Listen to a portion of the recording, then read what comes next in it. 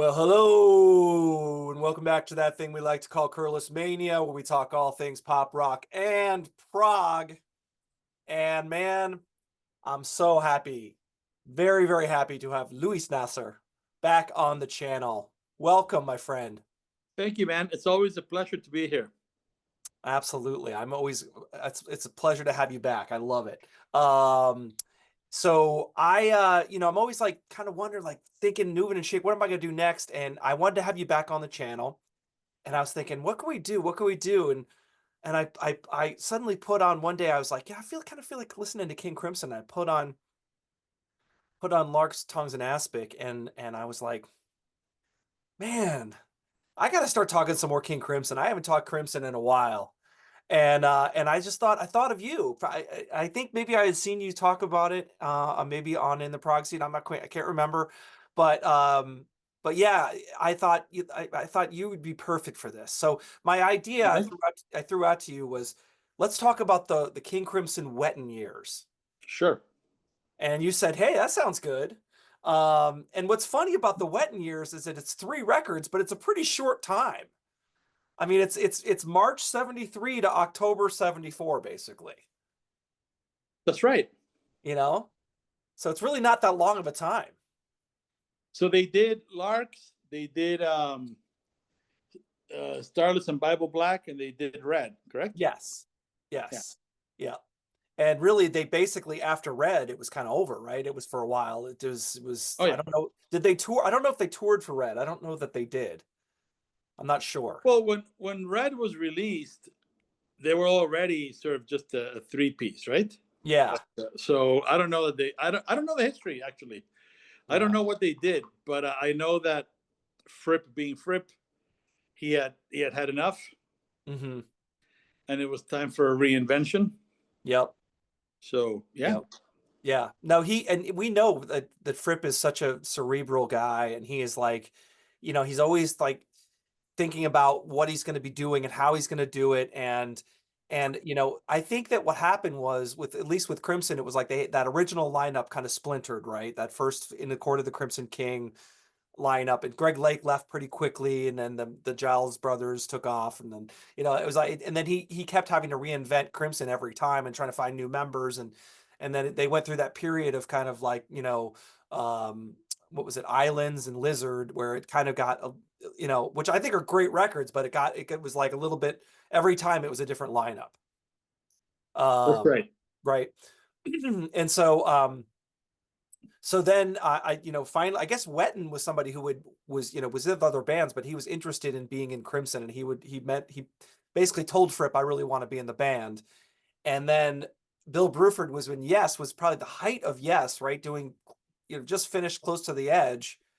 And basically, I don't know if Crimson opened for Yes, and he watched them live, and he was like, wow, that band, I'd love to be in that band.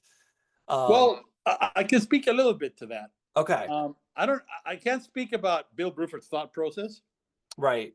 but I did meet him, Mm-hmm. and I'm not in one of these like meet and greet situations. Like back when he did the Bruford Levin Upper Extremities tour, Mm-hmm. and they played 2 shows at Orion Studios in Baltimore, and they used at that time I was playing bass with a Baltimore band called Kurgan's Bane, and those guys used our rehearsal room in Orion Studios as their base for the shows. Oh, wow. Okay. All right. So because it was really conveniently positioned near the stage, it was a big room, there was plenty of space. And when the show was over, I went in to basically my room that I was renting with the other guys in the band, and there they were. And I got a chance to talk with Bill Bruford, like have an actual conversation, as opposed to the. Nice. And what I can tell you about Bill Bruford is that as much as you have heard that he's a smart and articulate person, he's more than that. He's really, really, really a great guy. And secondly, what we touched briefly upon that, and what he told me that day was that, and I'm sure this is on record elsewhere. I'm not really up on his interviews, but he said that, unknown to most of us, there were a lot of frictions and things within Yes that he really didn't like.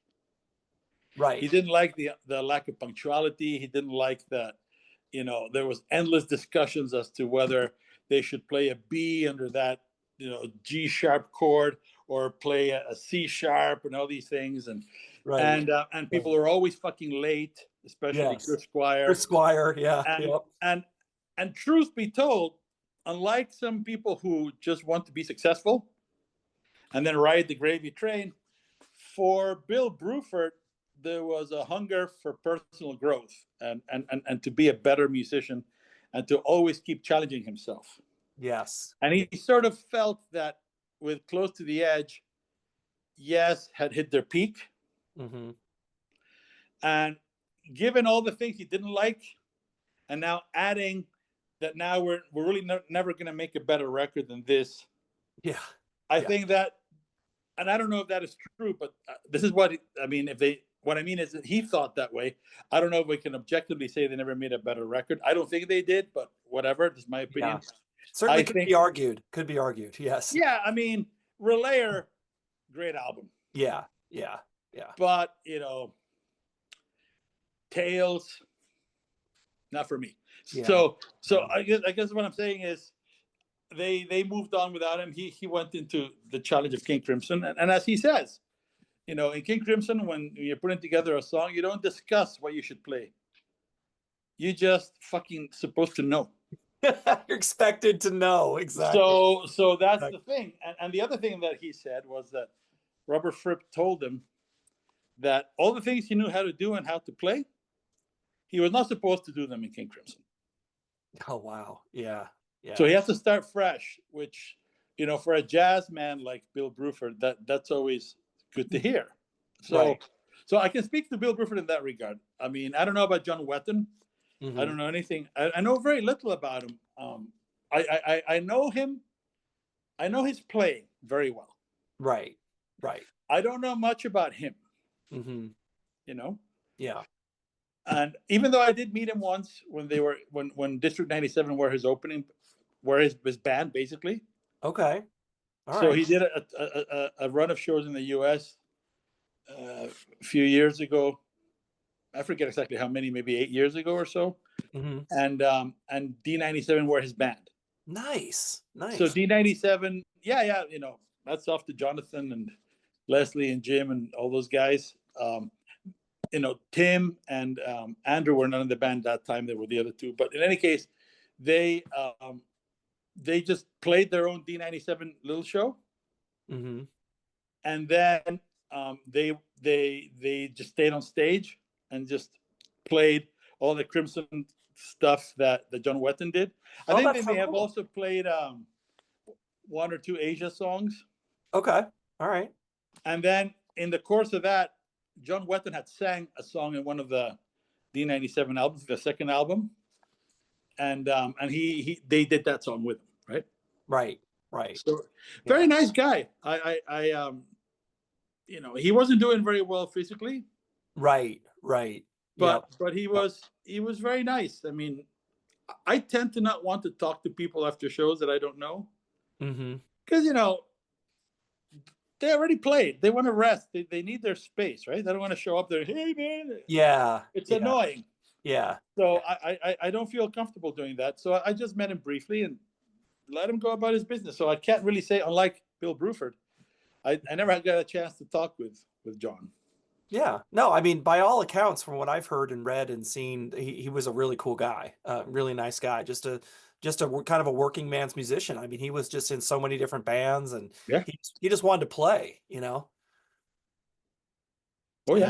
And, and he was a great singer too. I mean, Absolutely. really amazing, great singer and great bass player. So the closest I guess think that, it's interesting how close he got to Greg Lake, Well, that's what I was gonna say. I mean, Fripp at that time really had a taste for these sort of tenor/baritone voices, yeah, yes, yep, and both of those guys had an ability to write good pop hooks and good choruses, right?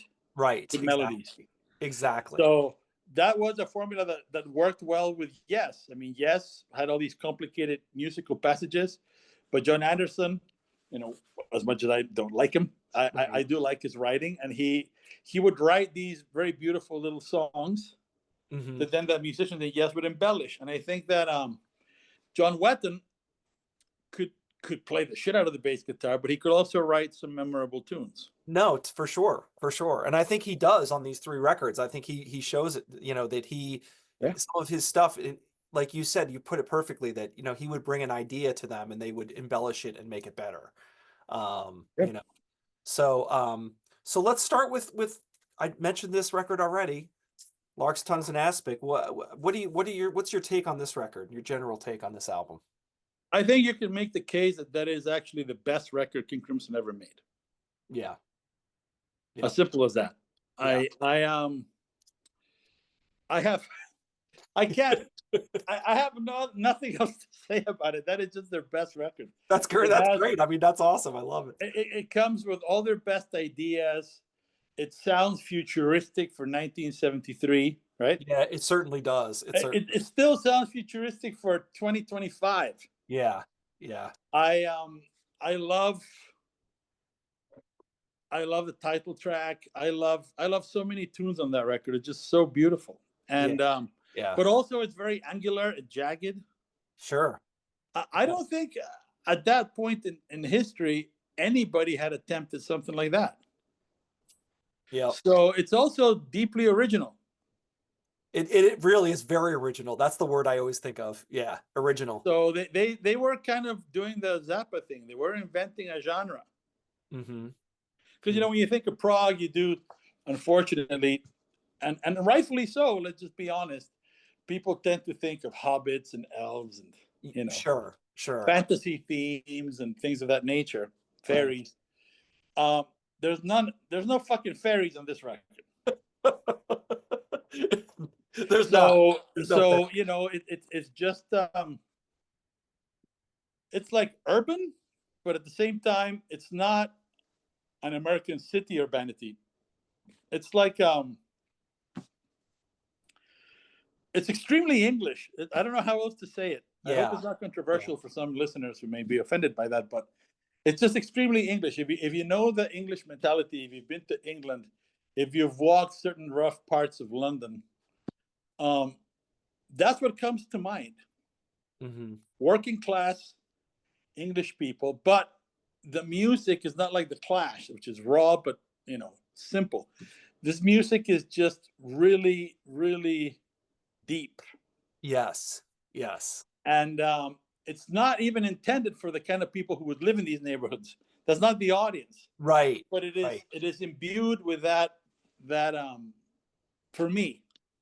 That's where it takes me mentally. It takes me to an English city. It takes me to the kids who grew up after the end of World War II, where everything was bombed out and they were playing in the rubble. And sometimes they would find like little treasures, and sometimes they would find sad things like somebody's teddy bear. Right. And all these experiences are somehow distilled and placed into this music. That's kind of the backdrop, but then they do the magic. And Bill Bruford had a lot to prove, right? Yes, he did. He certainly did. You don't want to quit Yes to lay a fucking egg. Right. And John Wetton was an incredible bass player. So when you put those two guys together, that's more than half the battle. What a rhythm section. Yeah. I mean, I've always said this, and I know guitarists who typically are guitared resent this, but a band truly is only as good as their drummer. True. It's true. Then if the drummer happens to find a bass player with whom there is chemistry, it almost doesn't matter what else happens. Completely elevates everything. Yes. Because then people have a lot of room to play. And if they trip and they fall on their asses, it doesn't matter because we're there to catch them. Yes. Yep. So that's what this record also has. Yeah, it certainly But then you have the strings and the mellotrons and then the angular guitars and that voice, right? Oh my God, yeah. Yeah. So that's the best record they ever made. I can't even necessarily choose a favorite track from it. Yeah. Because it's not a record that I dissect listening wise. If I play Larks I'm listening to the whole thing. It kind of feels like one piece. It really does. Yeah, It's I never, and I'll find a time to listen to it where I'm not going to be interrupted. yeah, Like yeah. it's not background music. I, I will throw on headphones and sit by Lake Michigan in the cold, and just let the whole record play. Yeah. And I'll just be watching the lake and the gray skies, and it'll make sense to me. Yeah. Yep. So Yep. that's something. But I could also listen to it in Mexico City that has nothing to do with that environment, but is gritty in different ways. Right. It just works wherever you are for me, right? Yeah. I guess it wouldn't work if I was in LA or a place like that. But you know, Right. Right. Yeah. Chicago, Mexico City, it works. So was this one of the earliest King Crimson records you heard? What was did you hear this pretty early on? No, No. the very first King Crimson record that I heard was Discipline. Okay. Okay. Same here. I was the same. Yeah. So I heard that and I was blown away. And then when I realized, I had a similar experience with Genesis. The first Genesis record I heard was Three Sides Live, Okay. right? Yeah. And a Yeah. lot of people love to shit on that record. I think it's still got some of the best playing they ever did. I think it's awesome. I think Three Sides I Live mean, is that's great. side one that has none of the classics from the Gabriel days, but it's just Turn It On Again, into Dodo, Dodo. into Abacab. Yep. That suite is perfect. Yes, I agree. And but it paints a very different picture of what Genesis were, right? Right. Right. So Right. that was my experience with Crimson. I'm listening to 80s Crimson. That's my entry point, and I'm like, holy shit, this is great. This is awesome. Yeah. Yeah. Yeah. And then I listened to the other two that they made at the time. I thought Beat was pretty good, and the City of a Perfect Pair, it's good. It's Okay. great, Yeah. but it's not. It has, I don't know. It's somehow it's like they took it out of the oven a little bit early. I don't know how to describe it. That's a great way to say it. That's so true. That is a perfect description of that. But Right. but then Yeah. when I heard Red, Yeah. it was like, all right, what Like, the fuck is what this? the hell is going on? Yeah. Yeah. So Yeah. it took many years after that I finally was able to get a copy. I was already living in the States, actually. I had never heard it in Mexico, and Okay. Okay. I finally got a copy of Larks, Okay. All right. and mind blown. Yeah. Yeah. Yeah. I So mean, that was going back to my at all. I even though we're talking about the Wetton era, to me it's also the Bruford era. yes. Right. And Right. and to tie it back to that conversation with Bruford, it was very intimidating to me to be in the presence of the guy who drummed to that record. Yes. Like I wasn't even thinking of Close to the Edge or like that. That stuff didn't matter. He's the guy that did Larks, Tongues, and Aspic. Yeah.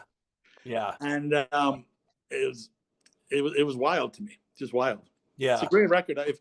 But here's the thing: would I recommend that record? It depends who I'm talking to. Yes. Like if I'm talking to a casual music fan, the answer is probably no. Right. Right. It's not going to be something they like. It's going to sound harsh. It's going to sound angular. I mean, even fans of like neo prog are probably not going to dig that, right? Right. Right.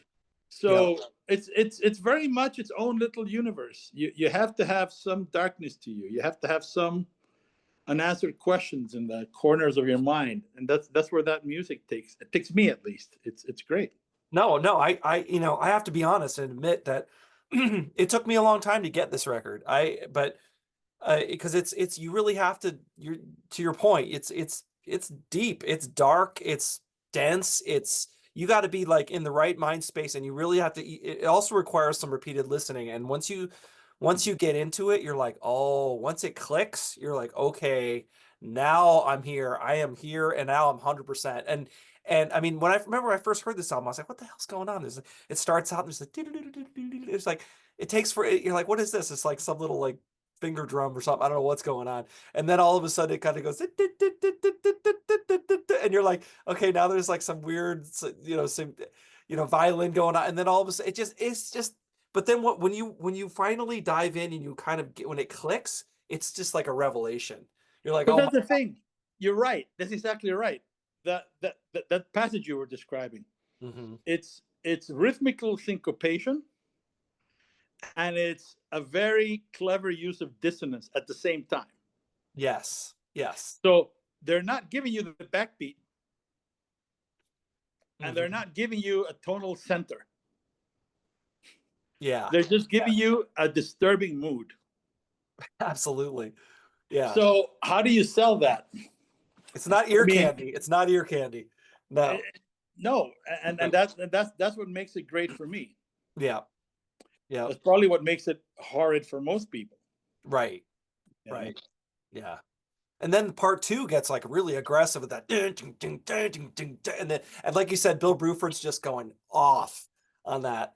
Oh my god! And that doon doon doon doon doon doon doon doon. I mean, it's like what half of me was like, what? I can't even process what's happening. You know? Well, that's also kind of been my theory. And I'm not saying I invented this, by the way, but I'm sure other people have expressed it much more eloquently and formally. But the way that I think of it is, when you listen to music for the first time, your brain is looking for patterns. The enjoyment of music comes from knowing enough of what's coming next that you're able to get excited by what's coming. You now are not performing, but you're in the moment with the music, and you're taking the ride with it. Right. If it And that essentially translates to you need to let your brain do the math. Yes. Right. And it is fucking math. I know that people are turned up, but you need to let your brain do the math. And once your brain has done the math, and how many listens it takes, that depends on your brain and depends on how you think and what you want. But if you do let your brain do the math, you will learn the music. Not to the point where you can play it, but you'll learn it enough that you can anticipate it. Anticipate the changes exactly. And then you can really get into it. And then Right. it was going to speak to you at a different level than your initial impression, where it may just be like a wall of sound. Yes. Right. Right. So King Crimson, that era, is very much like that, with the exception that John Wetton did give you ear candy. Yes. He Yes. did give you really strong, memorable melodies. He did give you things that people could latch onto, right? Yeah. Easy Money has a little bit of that, right? A little bit. Many of those songs do, Right. in actual fact. Yeah. Like Yeah. we'll get to it, but Yeah. Starless, Starless. Yeah. Yeah. one of the greatest songs I ever wrote. And I think that it's just difficult for a casual listener to not dismiss it. Yeah. Yeah. But and here's the thing though, if you actually sit down, if you play an instrument Mm-hmm. and you sit down to try to learn it, that is a tough task. Yeah. But if you do have the patience to do it, it's extremely rewarding. Yeah. Yeah. Right? Not just because you're going to feel good, but because you're going to learn and grow from the experience. Right. Absolutely. So as a bass player, I can say that. And I've always been amazed that John Wetton could play those lines and sing. Right. Oh God, yeah. Same here. Same here. That's he wasn't taking shortcuts with either. No. Yeah. So no. Yeah. All right, 1 second. Yeah. Okay, I'll see you there. Sorry about that. I'll edit that out. So, but okay. So yeah. So Larks, Tongues, and Aspic, just classic. Yes. So then we move on to Starless and Bible Black, the next record. This one seems a little bit more improv, a little bit more like there's some live material in here that kind of where they take the crowd out. What do you think of this record? I like it a lot. I think that like you said, they weren't together that long. Yeah. And Fripp's entire project with this lineup was very, very ambitious. He wanted to experiment. He wanted to. He was and still is a seeker, Robert Fripp, right? Mm-hmm. Yeah. I personally believe, and I know some people don't agree with me, but I think this is true. It was drawn to my attention, and I agree with that observation, I should say, that Robert Fripp is probably on the autistic spectrum. Yeah, I think it's probably true. And that would explain a lot of his apparent difficulty in getting along with people, and his so-called rudeness and his very direct way of saying things, and Yes. not Yes. really being conversant of social cues, or Right. Right. the unspoken little spaces of bullshit that fill our society. They don't apply to Robert Fripp. No. So he was just trying to catch this elusive thing that he's been chasing his whole life. Mm-hmm. And with Wetton and Bruford and Cross and those guys, he had an ensemble that could really do things that hadn't been available to them before. Yeah. So he just wanted to get as much out of it as possible, it seems to me, which is why they put out this record, because I think that he felt that some of the best moments of King Crimson were happening on stage. Yes. Yes. And when you're not in front of an audience, and when you're not in the moment, and when you're not like really well rehearsed and just all the juice is flowing, it's difficult to recreate something similar to that in a studio environment. Mm-hmm. Yeah. So that record to me is an attempt at saying, look, we're so much better than this. Mm-hmm. But this is a Yeah. taste of what we can do when we are on the stage. Right. Right. So in that sense, I think maybe, even though not obviously not a studio album, I think the Earthbound album or USA is probably USA. better Yeah. representations of what that band could do, right? Yeah. Yeah. No. True. I True. love those. And Wetton played a lot of tunes from that one when he was with D97. Did he? Yeah. Yeah. He did, well, a lot. He did 2 or 3, but it was well represented in his Oh, set. that's a lot. Yeah. With Great Deceiver maybe and Fracture or something like that. I don't know. Yeah, and Yeah. of course, yeah, it was awesome. Easy money for sure. Yeah. Nice. Nice. And it was I mean, at the same time, even though there's a lot of improvisation, there's also some of their most accessible stuff Mm-hmm. on Yeah. that record. So Right. I for some reason though, and I'm not knocking the album because I think it's a classic. Right. I just don't reach for it that often. No, I don't really either as much. I don't know why though, because Yeah. right now that we're talking about it, and as I was preparing for this, I did listen to all the albums again, Mm-hmm. and I always find that I really love listening to it. Mm-hmm. But then, unless I have an assignment like this, I don't reach for it. Yeah. You know? Yeah. Yeah. I don't know why that is. It's but it's a good record. It's a good record. It's a good record. It feels a little less focused, maybe. Maybe that's the word I'm looking for. I don't know.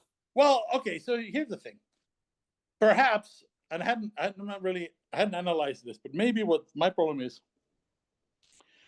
that when I got into that era of King Crimson, I was buying and listening and then buying more. I was slowly getting the collection, right? Right. Right. And I began that path with the very first King Crimson album and with Larks. Okay. So when Wow. I got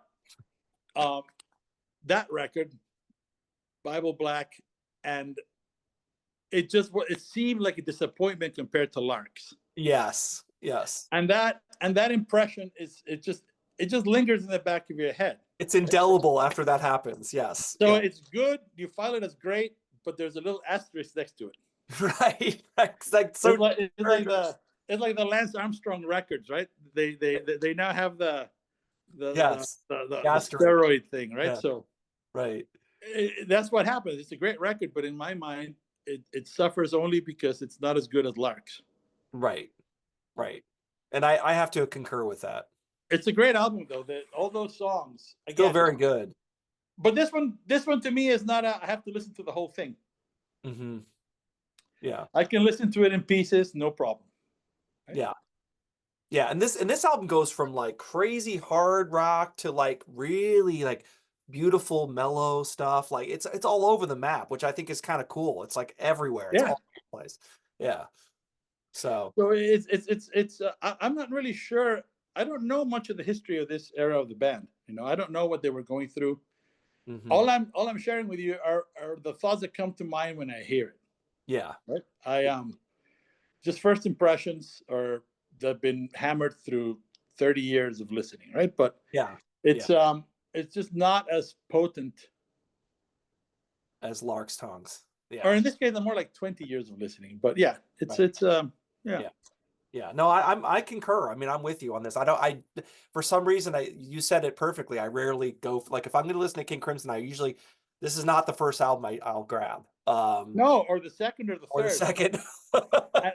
And again, this is not a knock on the record. I think It's not bad. Yeah. It's just no, not a bad album. It's just, I'll say this. I would much rather listen to this than Islands, that is some people's favorite. right. Some people love Islands. Yeah.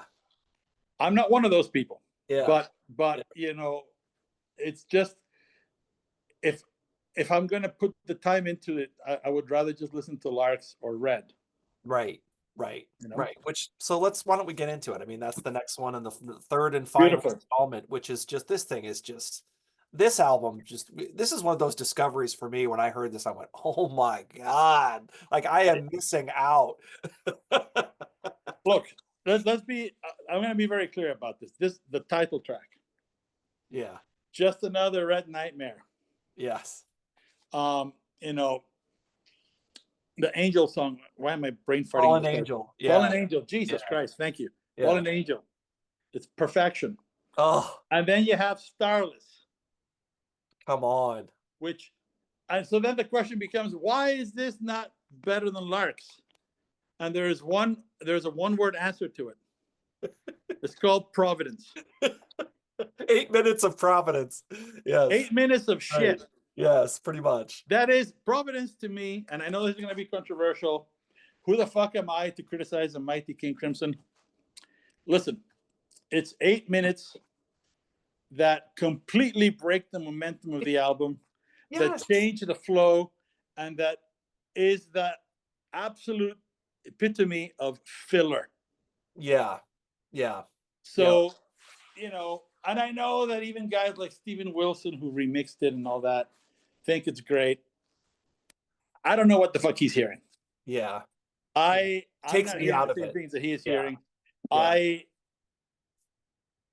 If I was up to me, and it's a good thing it isn't, but if it was up to me, I would re-release it without that. Yeah. Yep. Yep. And the end result would be far better. Yep. But of course, to the people who grew up loving the whole record, including Providence, this would be a death penalty kind of offense. I understand. Right. But I'm just saying, I don't like it. I mean, that Providence is so fucking lame.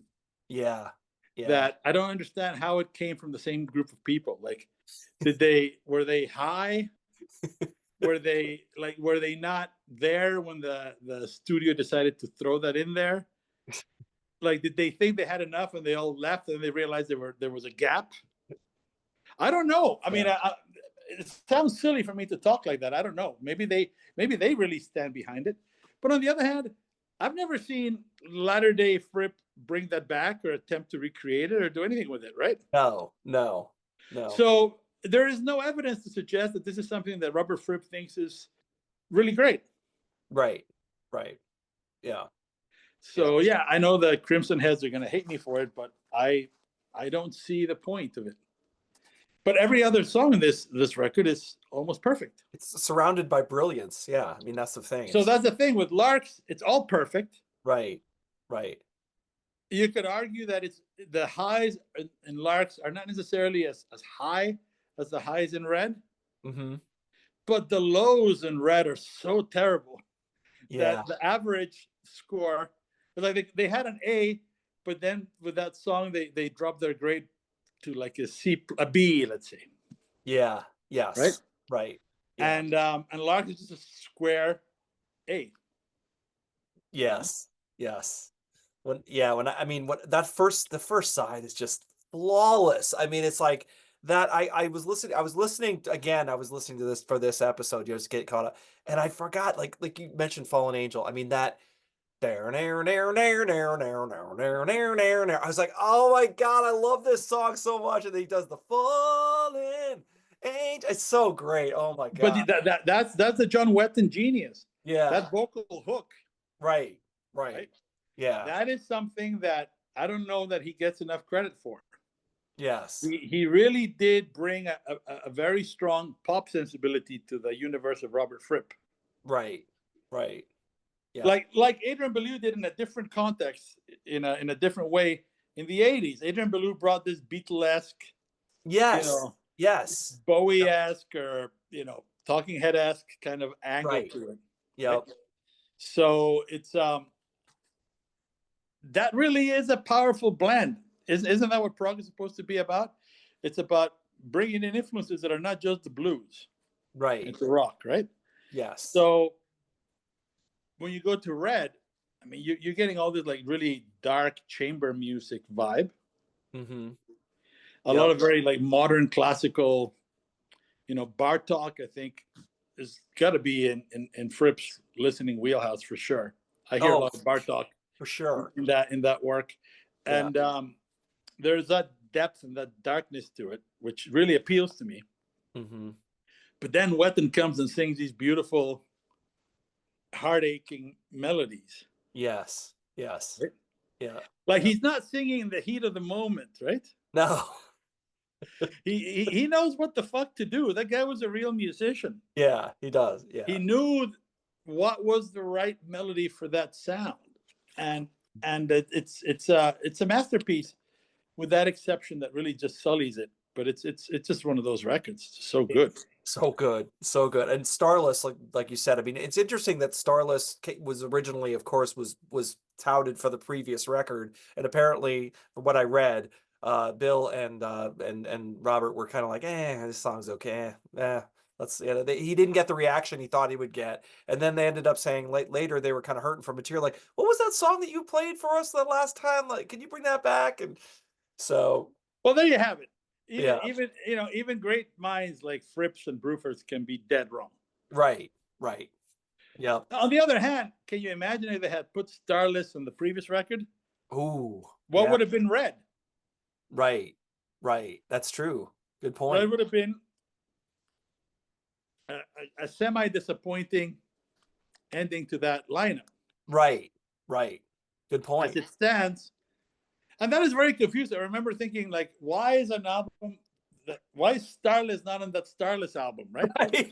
Right. I was very confused by that for a long time. I had the same thing. I'm like, he's singing Starless and Bible Black on the next record. What's going on here? Yeah. It's so to me, I just sort of chalked it up to, they're probably from the same sessions. Yeah. And they just thought the other songs sequenced better. Mm-hmm. So they put it out, and you're restricted by vinyl, right? Right. So fine, that's okay. It's like when we talked about ELP. Mm-hmm. The song, Brain Salad Surgery is not on the album. Right. So there's other examples of that sort of thing happening. It's fine, but yeah, Red is the best possible ending for that era. Mm-hmm. I think it encapsulates why it couldn't go on any longer, since they couldn't even hold the lineup for 2 years. Yeah. And even that last record, as good as it is, part of what makes it good is the tension that you can hear in the making of it. Absolutely. There was some tension during the making of this for sure. So that wasn't going to fly. Right. And it didn't.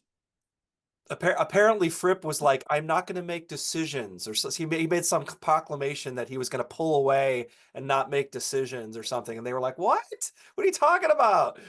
But I think he was just getting burnt out. I think he was getting tired and he just wanted a break. I don't know. Who knows? I'm just guessing. Again, I'm just guessing, but that's the best we can do, man. I mean, if you weren't there, everything is conjecture, right? Yeah, it's all conjecture. But that's what I do, a lot of that on this channel. I just conjecture.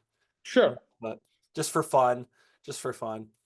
I mean, those 3 records all of them have things that are priceless to me. Oh yeah. So other than Larks, which is like a complete work, the other 2 are just really, really quintessential albums for me. It's just that they're not a full album listening experience, and I find that frustrating. Yes. but that's me. I don't think I'm pretty sure most King Crimson fans would disagree. Right. Yep. Yep. No, and it's interesting because really my favorite, I've gone down on record as saying this, but I think my favorite era, and it's just, it's your first love, right? And you mentioned it, Discipline. Well, Discipline was the first album that I really loved. So like that 80s era for some reason just really hit me perfectly. Like it just scratches all my itches, and I just love, for me it was like that's the perfect like math rock. Like I just love that. I love the intertwining guitars of Baloo and Fripp, and that do do do do do do do do do do do do do. I just love that. I can't get enough of it. So I love the 80s era, but after that, this is my favorite.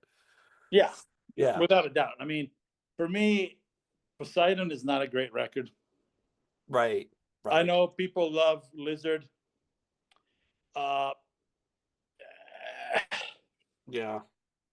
It has its moments. It has moments. Yes. Yes. I don't know that I would proclaim it a masterpiece like some people do. It's not for me. Right. Yeah. What do you think of Islands?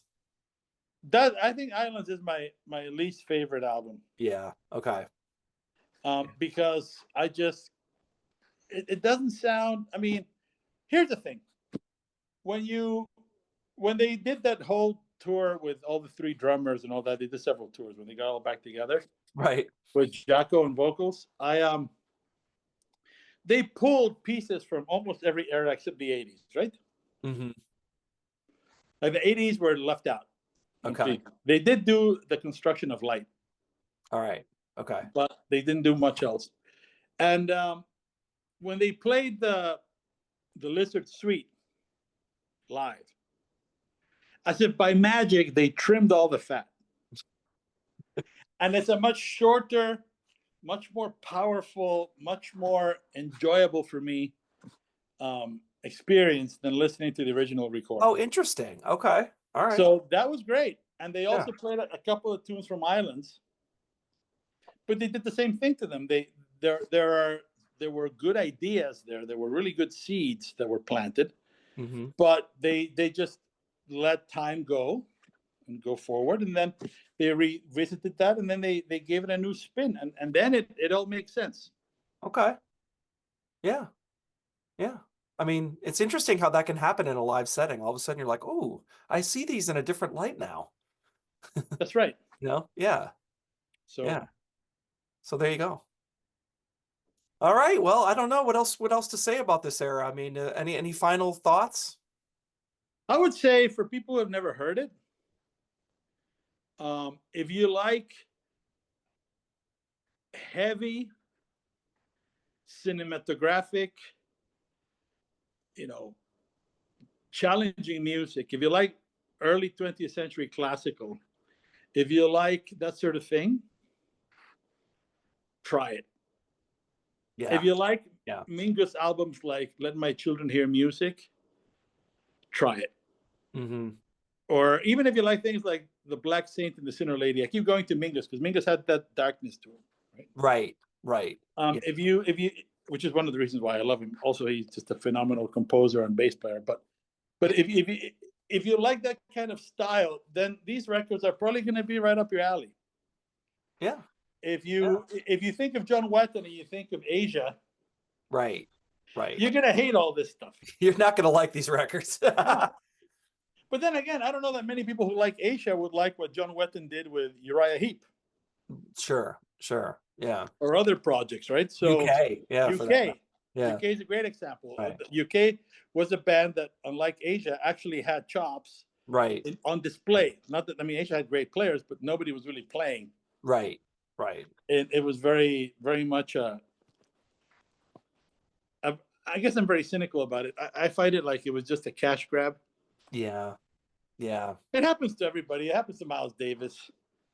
Miles Davis one day woke up and said, why the fuck am I earning 20 times less money than guys who have never learned as much music as I already forgot? Right. So he just joined the fray, right? He made his band electric.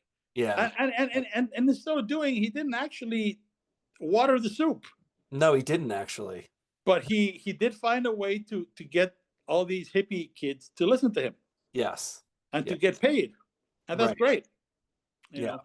Yep. With Asia, I think that they did water the soup. Yeah. Yeah. I don't think Yeah. that any of the guys at Asia genuinely wanted to have that sound. Mm-hmm.